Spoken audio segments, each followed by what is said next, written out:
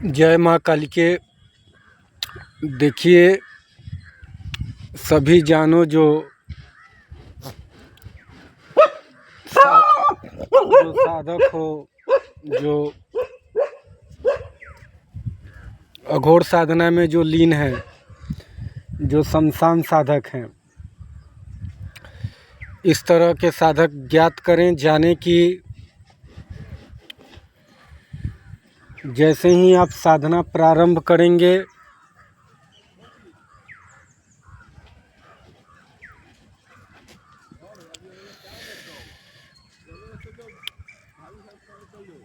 आपके साधना प्रारंभ करते मात्र से आपके आसपास नकारात्मक और सकारात्मक दोनों शक्तियाँ आएंगी। इसमें सर्वप्रथम नकारात्मक शक्ति आती है, जिसके आगमन से घबराना नहीं है। साधक यदि तटस्थ भाव से साधना में लीन रहा, बना रह गया, तो वही नकारात्मक शक्तियाँ सकारात्मक रूप ले लेती हैं और वही आपके साधना के मार्ग को प्रशस्त करने लग जाएंगी। आपके साधना में जो साधन की कमी है उसकी पूर्ति करेंगी और धीरे धीरे साधक जो है उसकी ऊर्जा मूलाधार की तरफ मुड़ जाएगी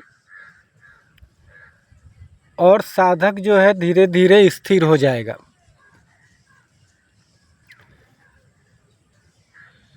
जैसे ही वो स्थिर होगा, उसे सिद्धियों की प्राप्ति होगी। ज्ञात रहे, सदैव याद रखें कि साधक की अवस्था यदि विचलित वाली है, उसके मन में अनगिनत इच्छाएं हैं, वो भौतिकवादी है, तो उसकी साधना फलीभूत नहीं होगी, उसे सिद्धियों की प्राप्ति फिर नहीं होगी। लेकिन यदि साधक स्थिर भाव में है, उसके मन में किसी तरह का दुराचार नहीं, वह पुण्य आत्मा है, तो उसे सिद्धियों की प्राप्ति होके रहेगी। सिद्धियां ऊपर की ओर लेके जाती हैं, यानी सिद्धि प्राप्त होगी तो साधक के चेहरे से स्पष्ट हो जाएगा कि वो सिद्ध है। साधना सदैव नीचे की ओर लेके जाती है, यानी साधना करने के बाद साधक स्थिर होता है, उसके मनोभाव जो विकृत भाव हैं वो गिरते हैं, नीचे जाते हैं और पुण्य भाव ऊपर उठते हैं, वही उसकी सिद्धि है।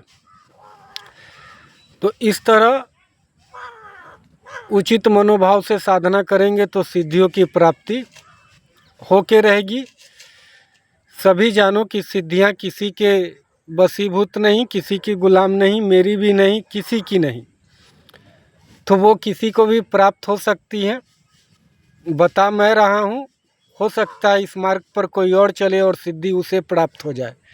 मैं तो सिर्फ प्रक्रिया बता रहा हूँ। यानी साधना करने की चीज़ है, लेकिन सिद्धि प्राप्त करने हेतु योग लगाना होगा, आपको स्थिर होना होगा और सिद्धियों की प्राप्ति कुल मिलाकर होती है, होगी। इसलिए सभी साधक सकारात्मक भाव से साधना के क्षेत्र में बने रहें। जो इस क्षेत्र में आ गए हैं, बिल्कुल नहीं घबराए, पुनः बात हो जाएगी।